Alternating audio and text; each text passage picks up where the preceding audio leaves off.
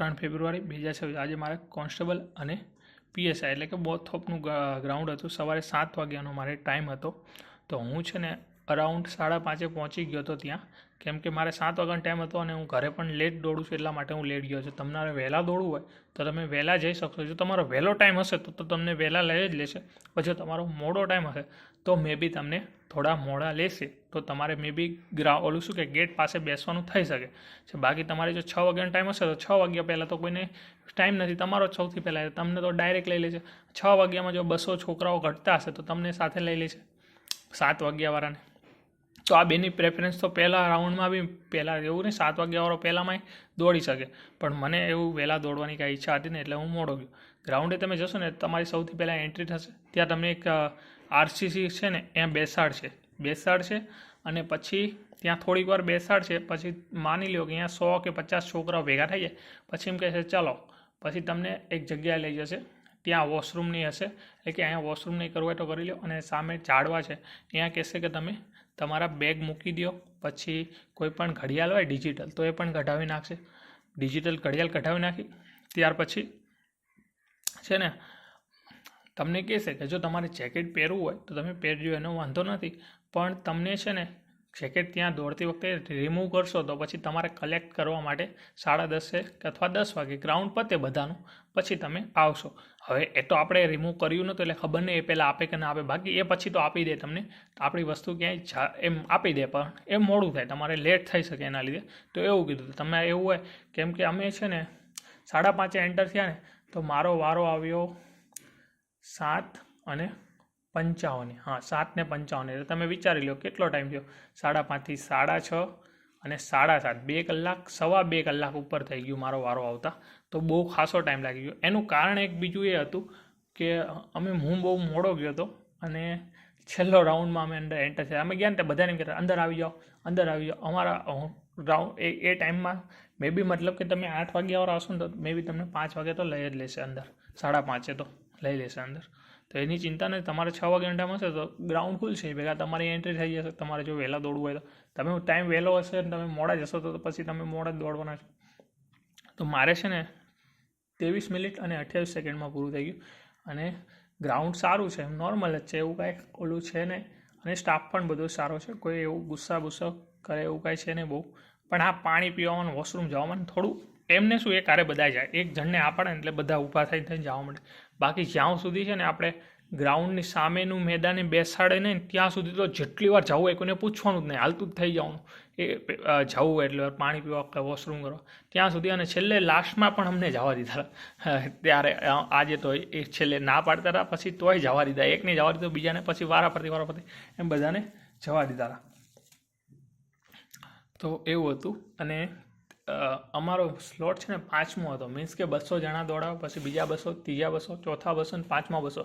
અને પછી અમારી પછી છે ને પાછળથી 13 જણા આવ્યા હતા. અને આ 13 જણાને તો અમારું ગ્રાઉન્ડ જેમ કે મેં પૂરું કર્યું ત્યારે કેટલા થયા હતા તો 8:19, હા 8:19 કે 18 પૂરું થઈ ગયું હતું મારે. અને આ જો ગ્રાઉન્ડમાં કેવું થશે, માની લો કે તમારે દોડવાનું છે તો ત્યાં છે ને તમારું એક 50ની લાઈન આવી રીતે હશે, પછી બાજુમાં બીજી 50ની, ત્રીજી 50ની, ચોથી 50ની, એવી રીતે 200 જણને ઊભા રાખશે.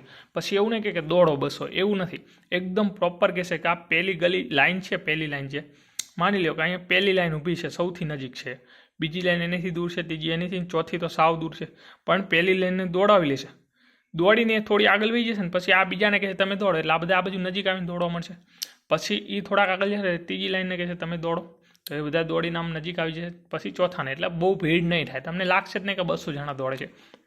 અને પછી આવો એક પટ્ટો હશે જેની ઉપર તમે પગ મૂકશો ને પછી તમારું ગ્રાઉન્ડ ચાલુ થશે. અહીંયાથી તમે દોડશો એટલે તમારો ટાઈમ ચાલુ નહીં થાય. ઘડિયાળમાં તમે અહીંયા પગ મૂકો ને પછી તમારા ઉપર ટાઈમ જોઈ લેવાનો કે આટલો ટાઈમ થયો છે.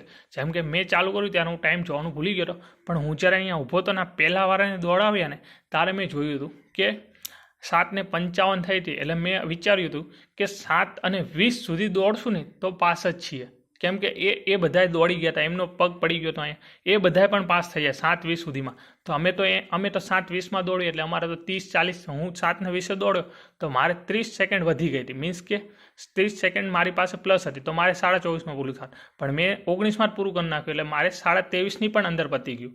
એવી રીતે પછી મને યાદ આવ્યું, ટાઈમ એવી રીતનો થયો. મીન્સ કે હું ઊભો રહ્યો એ ટાઈમ મને ખબર હતી 19 થઈ ગઈ હતી, 8 ને 19 ઊભો રહ્યો. પણ અત્યારે હજી ઠંડી છે, હવે તો વાતાવરણ બહુ બદલાતું જાય છે, ગરમી જેવું વાતાવરણ થઈ જાય છે. એટલે મે બી તમારે જો વહેલા દોડો તો વહેલા તમારું અનુકૂળ ઉપર. પણ આ રીતનું છે, પહેલાં 6 વાગ્યાવાળાને લેશે, એમાં જો ઓછા હશે તો 7 વાગ્યાવાળાને લઈ લેશે સાથે. આજે 4:15 થઈ ગયું હતું ચાલુ. પછી તમે જો કોઈ જઈને આવ્યું હોય તો એને પૂછતું રહેવાનું કે કઈ રીતનું. બાકી અમારી પહેલાં ગયા હતા ને એમ કહેતા હતા કે એક દી 4 વાગે લઈ લીધા, એક દી 4:30 લઈ લીધા એવું કીધું. અને આજે મેં સરને પૂછ્યું, હું 5:30 ગયો તો તેમને કે અમે લઈ લીધા હતા, અરાઉન્ડ 4:30થી એન્ટ્રી ચાલુ થઈ ગઈ હતી. અને અમુક બીજા લોકો હતા એ કહેતા કે અમે 8 વાગ્યાવાળા હતા એટલે અમને પહેલાં ન લીધા, કેમ કે પહેલાં સ્લોટમાં જે 6 વાગ્યાવાળા એમાં ઘટે તો 7 વાગ્યાવાળા, એમાંય ઘટે તો 8 વાગ્યાવાળા. એટલે તો એવું તો બંને ને 6 અને 7માં મે બી થઈ જાય લગભગ, તો ન થાય તો પછી 8 વાગ્યાવાળાને પણ લઈ શકે. તો આવી રીતનું છે. અને ગ્રાઉન્ડ તમારે અહીંયા થઈ જતું હોય તો ત્યાં આરામથી થઈ જશે. અહીંયા નથી થતું, એ લોકો અહીંયા કરીને આવે છે તો અહીંયા થઈ જતું હશે તમારે 25ને, તો અહીંયા તો તમે પછી ચિંતા તમારે એટલી બધી કરવાની રહેતી નથી. તો આવી રીતનું છે. સૌથી પહેલાં તો છે ને અંદર જશો એટલે તમારું વેરીફાઈ થશે. પછી તમને આ વેરીફાઈ થશે ત્યારે તમારા બંને પગમાં ચીપ લગાવશે. એ ચિપ્સ લગાવશે. પછી થોડા તમે આગળ જશો, ચીપ લગાવશો એ પહેલાં તમને છે ને ઓલું ચેસ્ટ ઉપર લગાવવાનું આપશે, એમાં નંબર લખેલો હશે. એમાં કેટલું હશે, 1000 સુધી નંબર હતા. અને 1000 સુધી નંબર હતા અને પાછળ 0 અને પાછળથી આવે એમને 17 સુધી, એટલે કે 1017 સુધી નંબર કે 13 સુધી હતા, એવી રીતે હતું. 13 સુધી, 13 લોકો પાછળથી દોડે. તો અમારો છે ને, મારો નંબર હતો 913 નંબર હતો. એટલે મારી પહેલાં 913 લોકો તો નહીં, પણ અમારા 800થી 1000 વાળાનો એક સ્લોટ હતો, એ 5મો સ્લોટ હતો. 1થી 200 વાળાનો સ્લોટ, પછી 201થી 400 વાળાનો સ્લોટ, એવી રીતે થઈને અમારો સ્લોટ 5મો સ્લોટ થતો. એટલે અમારી પહેલાં ઓલરેડી 800 લોકો દોડી ગયા હતા અને અમારા પછી 13 લોકો દોડ્યા. અમારા પછી જે દોડ્યા ને એ તો બહુ લેટ દોડ્યા. એમનું ચાલુ જ થયું, માની લ્યો ને કે અમારું 8:25 પૂરું થયું, કેમ કે અમે બધા જે 8:20ની અંદર પતાવી દીધું એમનું પૂરું થઈ ગયું. પણ અમુક લોકો જે ડાયરેક્ટ બધાનું એવું હોય ને, કેમ કે અમારી પછી હું 3જી લાઇનમાં હતો, તો 4થી લાઇનવાળા હોય એમને તો મે બી 56 થતો હોય, તો એ સર ને થોડો ટાઈમ રાખે. મે બી માની લો કે 20 એટલે કે 25, 30 સુધી, 8:30 સુધી અમારું બધા બારે અંદર આવી ગયા. પછી ઓલા લોકો 8:30 પછી અંદર એન્ટર થયા અને એમનું રાઉન્ડ ચાલુ રહ્યા. એમાં તો બહુ ખરાબ રિઝલ્ટ કહેવાય. આમ જોજો તો ખાલી 13માંથી 3 જ પાસ થયા. એ લોકો એટલા મોડા કેમ આવ્યા ખબર ન પડી, નકે અમારી ભેગું મે બી આવી જાય કે ના આવે તો ખબર નહીં, એ તો વસ્તુ અલગ છે. બાકી એમને અમારી ભેગું નહોતા રાખ્યા. 1-2 જણા આવી ગયા હતા પણ એમને તોય નહોતા લીધા અમારી ભેગું. 1200થી વધારે નહીં દોડવાનો રૂલ્સ હશે, ખબર નહીં, એ તો ખબર નહીં. બાકી 1-2 જણા આવી ગયા હતા. અમારા જ્યારે 200 થઈ ગયા ને ત્યારે 1-2 છોકરાઓ આવી ગયા હતા જેને 1001, 1002નો નંબર આપી દીધો. તમારે જો જેકેટ લઈ જવું હોય તો તમને પહેરવા દેશે. ઠંડી બહુ લાગી નથી આજે, પણ હતી ખરી ઠંડી. અમે 5:30ના ગયા, સ્ટાર્ટિંગમાં એટલી બધી ખબર ન પડી, પણ પછી બોડી એક ધારું રહે એટલે ઠંડુ પડવા માંડ્યું હતું. પછી એટલું બધું તો ઓલું મને તો લાગ્યું નહોતું, પણ બધાનું પોતપોતાનું રીતે. એટલે આવી રીતનું તમને એ જ રીતની સૂચના આપી જ દેશે કે તમે પહેરી જશો ને તો પછી તમને જેકેટ આટલા વાગ્યા સુધી નહીં મળે. મેટલ કાંઈ ખોટું પહેરી નહીં જતા, પાછું અહીંયા કાઢવું ને બાઢવું. તો તમને આટલી ખબર હોય તો પછી ડિજિટલ વોચે ખોટી લઈ જાય, સોનું ચાંદી પહેર્યું હોય, આ તમે જોયું હોય તો તમે કાઢી નાખો. તો તમારે અહીંયા સવારે 5:30-6 વાગે ઉપાધીને અને અંદર લઈ જવાનું શું, તો આ હોલ ટિકિટ લઈ જવાની અને હારે આધાર કાર્ડ, પાન કાર્ડ, ચૂંટણી કાર્ડ, મતલબ કે આઈડી કાર્ડ, 2 વસ્તુ લઈ જવાની છે. પછી તમે જ્યારે તમે રનિંગ કરવા જશો ને તેની પહેલાં તમારી સામે કેમેરો છે, એકવાર તમારું નામ બોલાવશે, એવું છે. પછી તમારું રનિંગ પતી જશે, પછી તમારું છે ને છાતી અને શું કહેવાય એને હાઇટ, છાતી અને હાઇટ માપશે. તો એમાં તો શું છે, હાઇટમાં અને છાતીમાં તો તમારી છાતી નાની હશે ને તો અમારે તો આજે કેટલાય જણાને છે ને પુશઅપ કરવાનું કહી દીધું કે તમે છેલ્લે જાજો. જેમ કે અમારે પાસ થયા હતા ને એમાંથી અરાઉન્ડ 30-40 જણને તો એમ નામ કીધું તમે પુશઅપ જ કર્યા રાખો, પહેલાં આ બધાનું પતાવી દો. તો મારે તો 81 થઈ ગયા, 79 માંગે છે, અને ફૂલાવીને 86 થઈ ગયા. એટલે એની તો કંઈ ચિંતા હતી ને, હાઇટ પણ લોચો નહોતો, તો સિક્કો આ પણ લાગી ગયો. તો આવી રીતનું છે.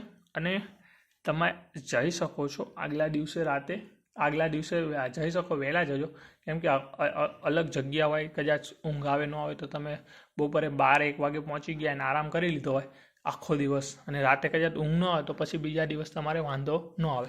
આજે અમે એક્ઝિટ થયું ને ત્યારે અરાઉન્ડ 10 ને 12 થઈ ગઈ હતી, સવા 10 જેવું થઈ ગયું હતું, એટલું બધું લેટ થઈ ગયું હતું. અમારું છેલ્લું હતું એટલે, અને અમારી પાછળ ઓલા 7 જણા હતા ને એ બધાને અમારે હારે છોડ્યા. એટલે પછી અહીંયા તમે એવું લાગે કે તમારી હાઇટમાં તમને એવું લાગે થોડોક માઇનોરિટી ઘરે તમારી થઈ જતી, અહીંયા નથી થઈ જતી, તો તમને સહી કરાવશે કે તમને આનાથી વાંધો નથી ને તમને ફેલ કર્યા. ના, તમે અહીંયા અપીલમાં કહેશો ને તો તમારી પાસે અરજીમાં લખાવશે, પછી તમને અપીલમાં લઈ જશે ચેસ્ટ માટે અને હાઇટ માટે.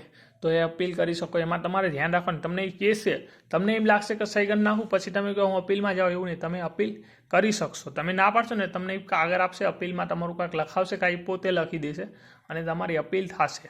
અપીલમાં તમારું બીજી વાર મેજરમેન્ટ થશે, કેમ કે એક વ્યક્તિના હાથે કદાચ થોડો કડક હોય તો ચેસ્ટમાં મે બી પ્રોબ્લેમ આવી શકે, અથવા હાઇટમાં થોડું વધારે પ્રેશર દીધું હોય તો થોડી માઇનોર હાઇટ ઓછી વધારે આવી શકે. તો એના માટે તે થશે અપીલ.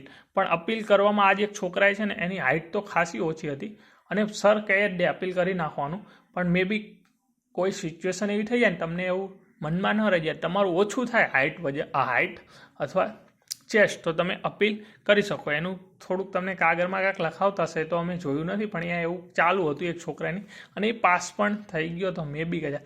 એને કેવું હતું, છાતી થઈ જતી, ફૂલાતી નથી, એવું કાંઈક હતું કે હાઇટનું હતું. એવા 2 કિસ્સા હતા. એકની તો હાઇટ બહુ ઓછી જ હતી, તો એની તો પછી એને સહી કરી નાખી, પાછો નીચે બેસી ગયો, તો બધા કે જાતું અપીલમાં જા, એનામાં લાલ સિક્કો લાગી ગયો ફેલનો મતલબ કે.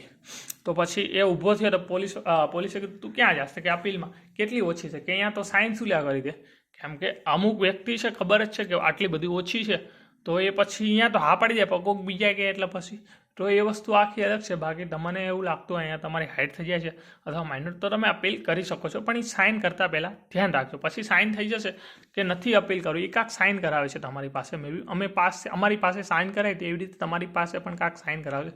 જો એ સાઇન નહીં કરો ને તો એ પહેલાં તમારી પાસે ફોર્મ ભરીને પછી તમારી અપીલ થશે. તો આ પણ એક વસ્તુ તમારે થોડી જાણી શકો તમે.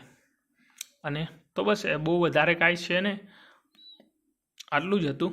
તો ગ્રાઉન્ડ તમે વહેલા આજે 4:30 ચાલુ થઈ ગયું હતું.